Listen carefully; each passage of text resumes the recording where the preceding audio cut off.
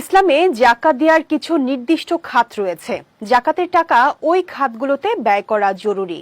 তবে অনেকে মসজিদে প্রয়োজনীয় জিনিস কেনার কাজে জাকাতের টাকা দিয়ে থাকে। কিন্তু প্রশ্ন হলো, জাকাতের টাকা কি মসজিদে দেয়া যাবে? কি বলছে ইসলাম? বিস্তারিত সিরাজু মনিরা বিলাসীর ডেস্ক রিপোর্টে। জাকাত ইসলামের 5টি স্তম্ভের একটি। প্রত্যেক স্বাধীন, পূর্ণবয়স্ক ও সম্পদশালী মুসলমানের ওপর প্রতি বছর নিজের সম্পদের একটি নির্দিষ্ট অংশ দরিদ্রদের মাঝে বিতরণের নিয়মকে জাকাত বলা হয়। কেউ যদি 1 বছর ধরে নেসাব পরিমাণ বর্ধনশীল সম্পত্তি অর্থাৎ 7 তোলা বা 87.45 গ্রাম বা এর বেশি স্বর্ণ অথবা 52.5 তোলা বা 612.35 গ্রাম রৌপ্যের মালিক থাকে অথবা 87.45 গ্রাম বা এর বেশি স্বর্ণের মূল্যের সমপরিমাণ নগদ অর্থ তার কাছে থাকে, তাহলে ইসলামের দৃষ্টিতে সে সম্পদশালী ব্যক্তি গণ্য হবে এবং তার উপর জাকাত ওয়াজিব।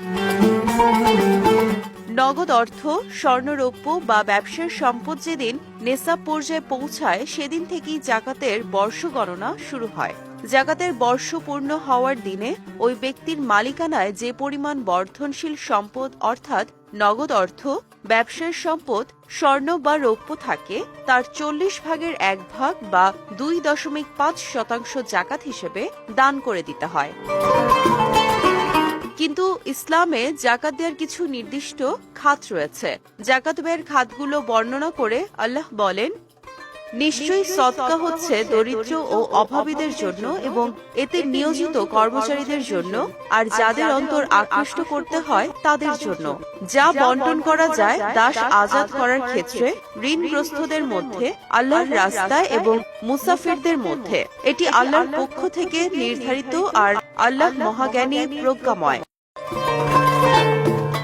এই আয়াত অনুযায়ী জাকাত গ্রহণের উপযুক্ত 8 শ্রেণীর মানুষ রয়েছেন, যেমন ফকির, যার কিছুই নেই; মিসকিন, যার নেসাব পরিমাণ সম্পদ নেই; জাকাত আদায়ে নিযুক্ত কর্মচারী; আর্থিক সংকটে থাকা নমুসলিম, কৃতদাস, ঋণগ্রস্ত ব্যক্তি; আল্লাহর পথে জিহাদে রত ব্যক্তি এবং মুসাফির, স্বদেশে ধনী হলেও যিনি ভ্রমণকালে অভাবগ্রস্ত হয়ে পড়েছেন। তাই কোনো ফান্ডে জাকাত আদায় না করে এমন ব্যক্তিদের দেওয়া উচিত যারা উপযুক্ত। সিরাজু মনিরা বিলাসী, বিজয় টিভি, নিউজ ডেস্ক।